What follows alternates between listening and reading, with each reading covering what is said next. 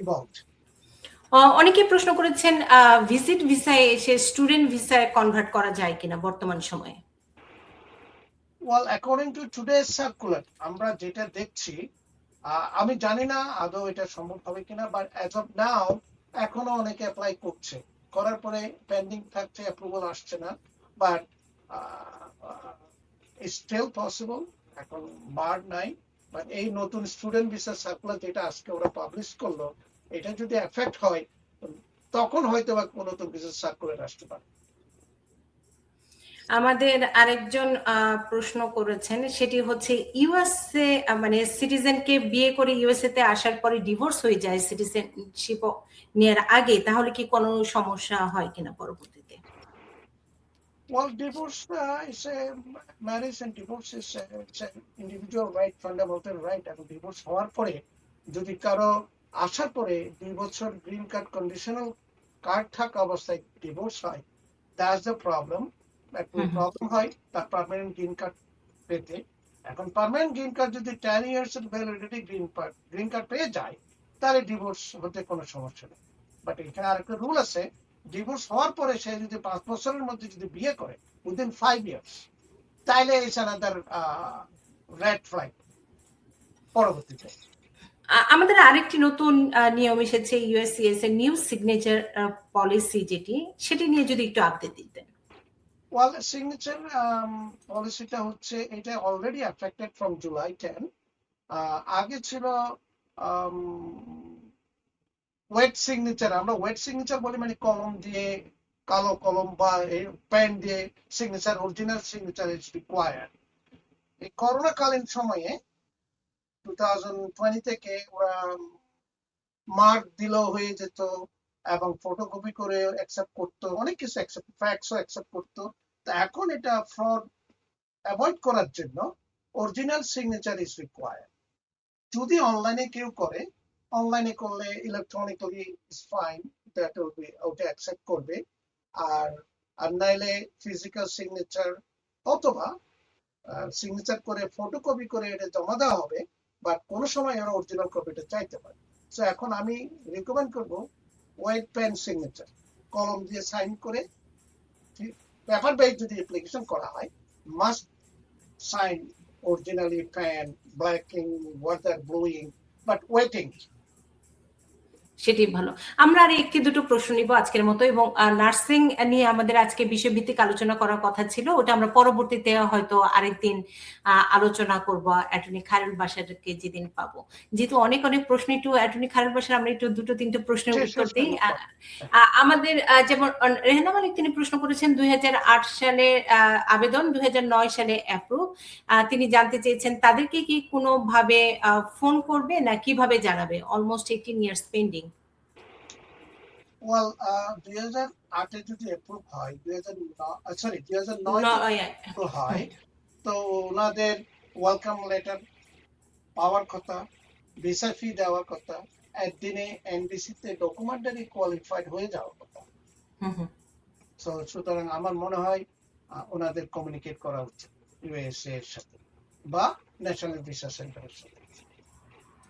আবারও ওই শুরুর দিকের প্রশ্ন, পাবলিক চার্জ যেটা আছে সেপ্টেম্বর থেকে শুরু হবে, এরপর কি ভিসা পজ উঠে যাবে কিনা, সেই ধরনের তিনি একটু জানতে চেয়েছেন। আমরা যদি এটির উত্তর দিয়েছি। হ্যাঁ, আমরা আশা করছি হয়তোবা, বাট নাথিং ইজ শিওর। আমরা শুধু আশা করতে পারি, মোস্ট লাইকলি এটা আমরা বলতে পারি। আমাদের আরেকজন প্রশ্ন করেছেন, তিনি প্রশ্ন করেছেন হচ্ছে জান্নাতুল ফেরদৌস, তার বাবা মার ইন্টারভিউ হয়ে গেছে এবং তারা ভালো আছে মানে শারীরিকভাবে, এখন তাদের পাবলিক চার্জ রুলস এর আওতায় কোনো ধরনের প্রবলেম হবে কিনা। My question is, then my parents will get visa or again they have to go through the public charge rule? Well, the visa তো ইন্টারভিউ হয়ে গেল, এখন ইন্টারভিউ ডকুমেন্টারি, ওরা ডকুমেন্টারি ইভ্যালুয়েট করবে পাবলিক চার্জে পড়বেন কিনা, সেটা ভিসা অফিসারের উপর নির্ভর করে। ইন্টারভিউর জন্য হয়তো বা নাও যেতে হতে পারে, নট শিওর ইয়েট। এখন যখনই ভিসাটা পাওয়া শুরু হবে, ওনার নিশ্চয়ই লেটার পাবে, ইমেল পাবে, কল পাবে, যোগাযোগ করবে এমবিসি থেকে। অ্যাবসলিউটলি। এবং দর্শক আপনাদের মোটামুটি প্রশ্নের উত্তরগুলো আমরা এরপরে আরো দিব আমাদের পরবর্তীতে পরের অনুষ্ঠানে। আজকে একটু সময় স্বল্পতার কারণে আমরা একটি শুধু প্রশ্ন, শেষ প্রশ্নটি একটু নিতে চাই। যেহেতু ওমর ফারুক প্রশ্ন করেছেন, ফোয়া আবেদন করতে চায় তাহলে কত টাকা খরচ হতে পারে? ফয়ের জন্য নর্মালি সে যদি নিজেও করতে পারে, কোনো পয়সা লাগে না। আর যদি অ্যাটর্নির হেল্প নিতে চাই, আমরা ইট ডিপেন্ডস কোন ধরনের ফয়া করছে। এখানে অনেক ধরনের ইউএসসিএস ফয়া আছে, বিআইএফ ফয়া আছে, অনেক ধরনের কয়েক ধরনের ফয়া আছে। Normally is between 500 to and up, minimum 500 রাখতে পারি। এবং এটি ডিপেন্ড করে আপনারা যখন একদম স্পেসিফিক কোনো বিষয় নিয়ে জানতে চান তখন সেটি আসলে কেস টু কেস ডিফার করে, রাইট?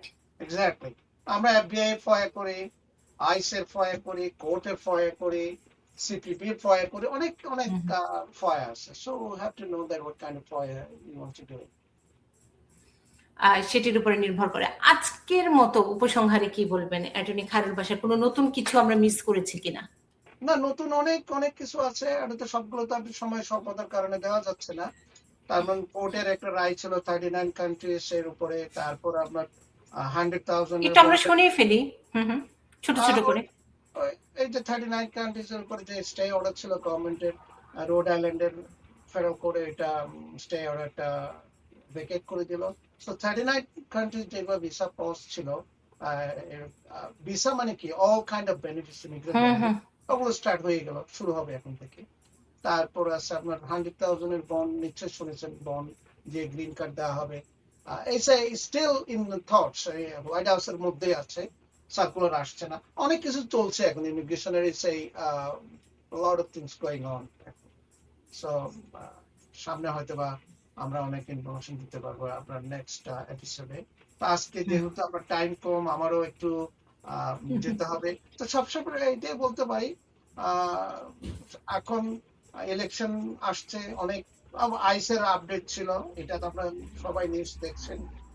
মেডিকেল গাড়ি চালানো অবস্থায় স্টপ করে আইস অ্যারেস্ট করছিল, এটা আবার লিফট করলো, ব্যান করলো, আবার প্রেসিডেন্ট বলেছে নো ইজ গোয়িং অন।